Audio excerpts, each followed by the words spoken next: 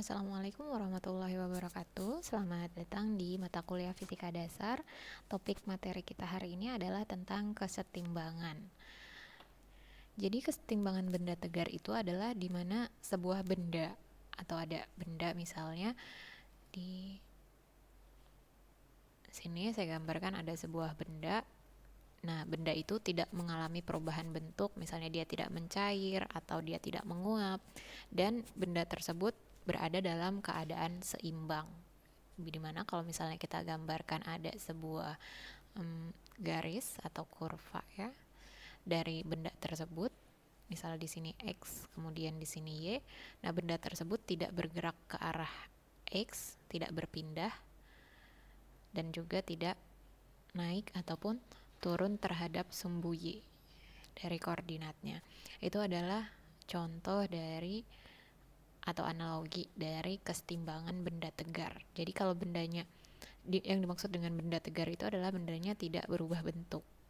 Dan kesetimbangan itu juga berarti benda tersebut tidak berpindah atau tidak bergerak dari posisinya. Dan jumlah gaya itu maksudnya mungkin ada tarikan atau ada dorongan atau ada gesekan, itu bekerja terhadap benda tersebut sama dengan 0. Itulah yang dimaksud dengan kesetimbangan.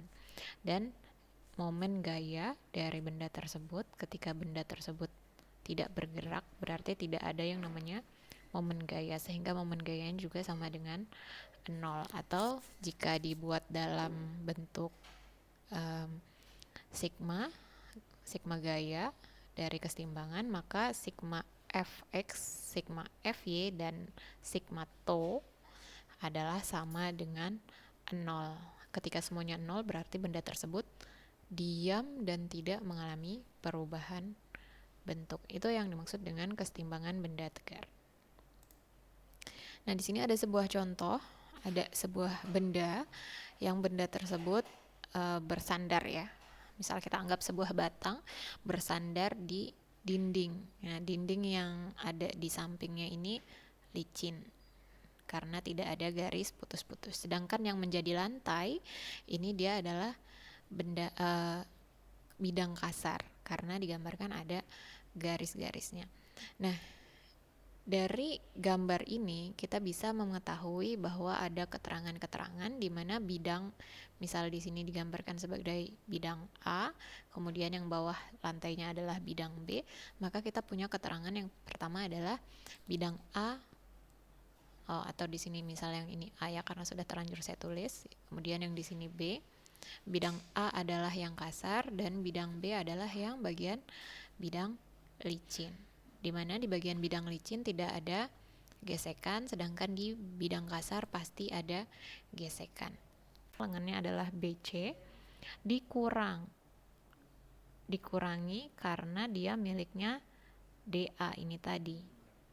Miliknya si titik D sama dengan 0. Sehingga kalau misal saya tanya nilai DA berapa, kalian tinggal bolak-balik dari rumus yang ini. Atau ketika misalnya ada sebuah permasalahan, kalian ditanya momen gayanya berapa, tidak bisa serta-merta 0 walaupun bendanya diam. Kalau bendanya diam, momen gayanya berapa? 0, benar 0. Tapi kemudian lengannya berapa, kemudian gaya normalnya berapa, gaya beratnya berapa, itu bisa dicari. Begitu untuk momen gaya. Kemudian untuk gaya terhadap sumbu X dan gaya terhadap sumbu Y, maka kalian akan menghitungnya dengan yang bekerja pada sumbu X. Yang bekerja pada sumbu X adalah garis ini. Garis yang mendatar berarti miliknya NB. Kemudian ada lagi nggak yang ke kanan atau ke kiri? Oh, ada satu lagi miliknya gaya gesek FA. Karena NB-nya ke kanan dan FA-nya ke kiri, maka yang ke kiri bernilai negatif. Gaya normal milik titik B dikurangi gaya gesek milik titik A.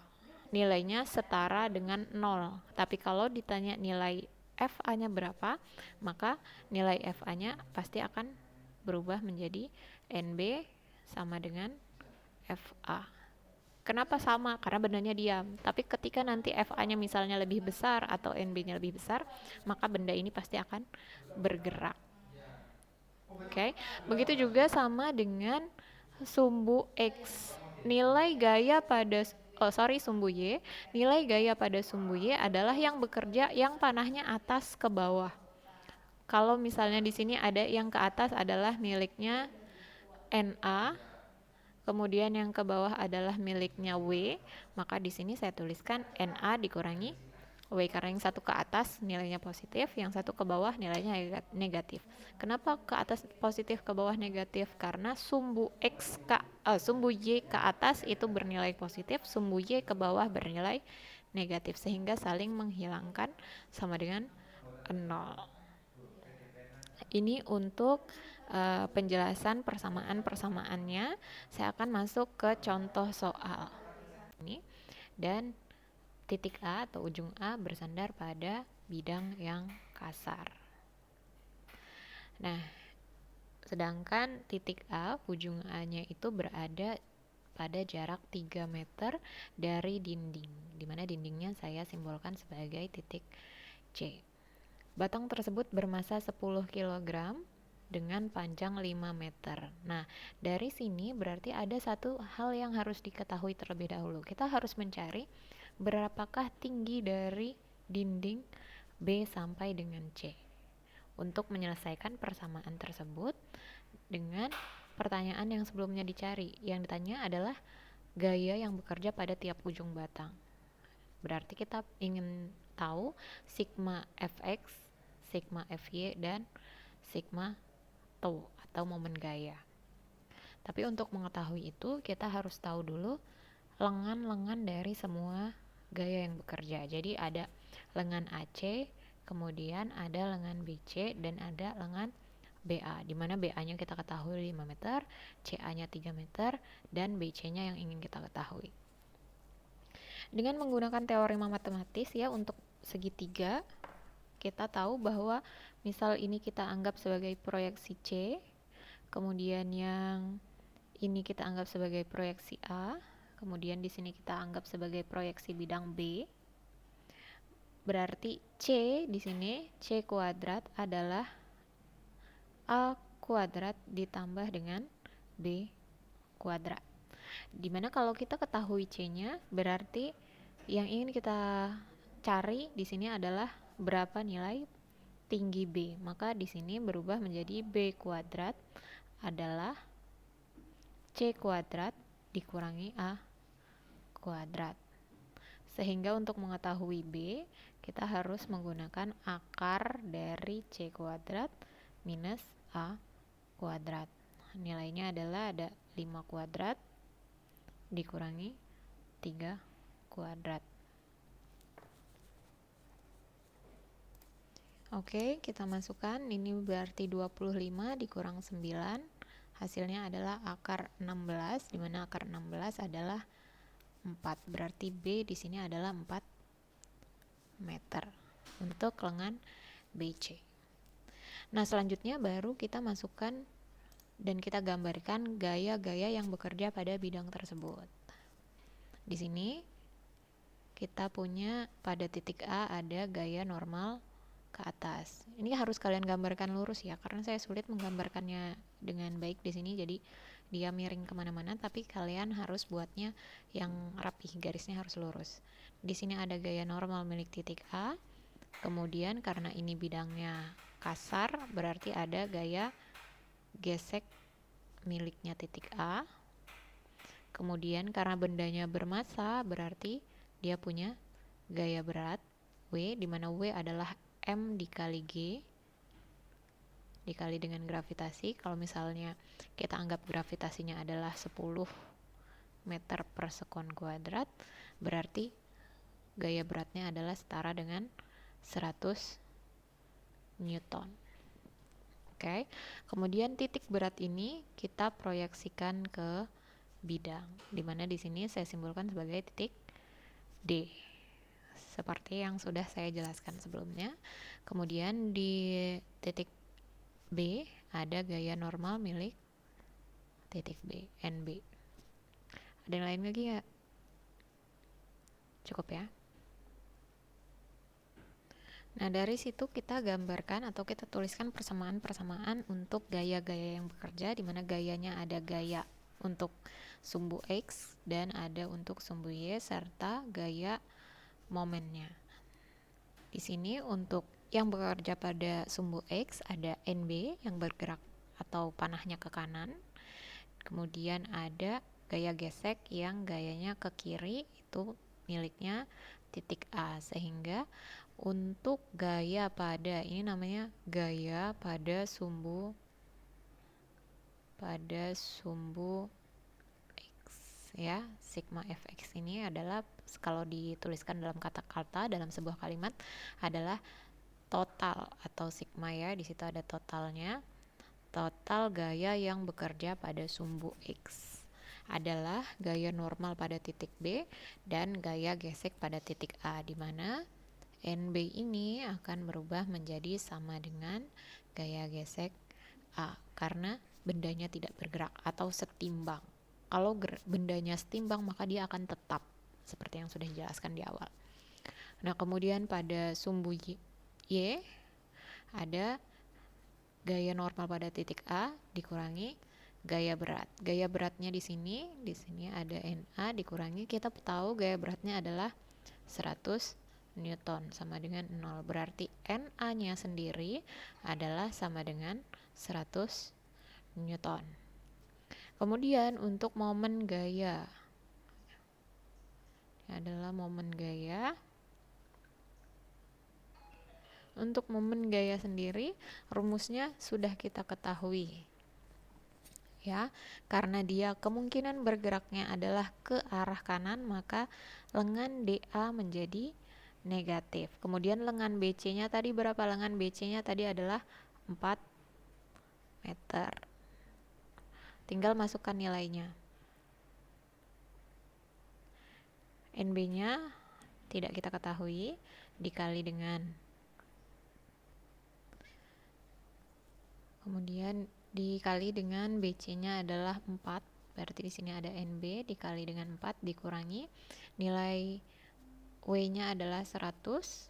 Nah, di sini ada lengan DA. Lengan DA adalah setengah karena ini ada di titik tengah antara AC dan dianggapnya setengah dari lengan AC, sehingga DA adalah 1,5 meter. 1,5 meter. Karena sigma to atau momen gayanya harus sama dengan 0, maka NB-nya ini nanti akan menghilangkan seluruh nilainya menjadi sama dengan 0. Di sini akan saya buat sama dengan 0. NB-nya 4, gaya normal titik B dikurangi 150 sama dengan 0. Nah, sehingga di sini untuk nilai gaya normal pada titik B adalah 150 dibagi dengan 4 atau setara dengan 37,5 Newton. Ini adalah hasil dari perhitungan ataupun contoh soal yang bisa kita cari pada kesetimbangan. Nah, di sini ada contoh lain, silahkan dicoba sendiri untuk menyelesaikan permasalahan contoh soal tersebut. Akan saya lanjutkan ke topik yang selanjutnya, yakni koordinat titik gaya tangkap resultan atau biasa kita sebut dengan titik berat atau pusat massa. Oke, di sini ada sebuah benda, saya contohkan langsung. Ada 2 buah benda. Yang pertama adalah benda dengan ukuran panjang 10 cm dan lebarnya 4 cm. Kemudian ada satu benda lagi menempel. Sebenarnya bukan ada 2 benda ya, tapi ada sebuah benda yang bentuknya seperti ini, seperti huruf L, tapi untuk menghitung benda tersebut kita harus membuatnya menjadi garis-garis lurus seperti ini, sehingga kita bisa tahu panjangnya, lebarnya, dan titik berat dari masing-masing benda atau bidang benda tersebut, titiknya ada di mana. Ya, jadi di garis di sini, digariskan 10, 4, 8, 4. Berarti kalau kita mau tahu dari titik misalnya saya gambarkan di sini titik 0 ya. Dari titik 0 sampai dengan titik A, berarti panjangnya berapa? Panjangnya adalah 12 karena ada 4 cm ditambah dengan 8 cm gitu. Nah, di masing-masing tiap bidang itu punya yang namanya pusat massa. Untuk bidang yang pertama di sini tinggal digaris seperti ini, kemudian ada bidang pusat massanya Z1. Nah, titik koordinat Z1 ini harus dicari dengan proyeksi titik-titik seperti ini untuk X1 dan kemudian Y1. Nah, untuk bidang yang kedua dibuat garis tengahnya untuk mencari Z2 itu diambil dari titik bidang yang tadi sudah dibatasi. Jadi dibatasi di sini, kemudian kita silang sehingga ada pusat massanya di sini diketahui. Tetapi untuk koordinat X dan Y-nya harus diambil dari titik pangkal. Jadi di sini ada sumbunya sehingga X2 ini diambil dari sini sampai ke sini. Oke, itu penjelasan dari gambarnya. Untuk nilainya, nah kita ingin tahu berapa luas. Ini adalah A1, kemudian ini A2. Kita ingin tahu berapa nilai luasannya. Maka untuk A1 luasannya adalah 10 dikali 4. Sedangkan untuk A2 kita menghitungnya 8 dikali 4 sesuai dengan luasan bidang tersebut yang sudah dibatasi tadi. Kemudian untuk A1 di sini adalah untuk A1 koordinat X1 dan Y1-nya diambil langsung. Tadi kan di sini 10 ya. Ini 10. Berarti setengah dari tingginya. Di sini X1-nya koordinatnya 5. Oh, sorry, ini Y1.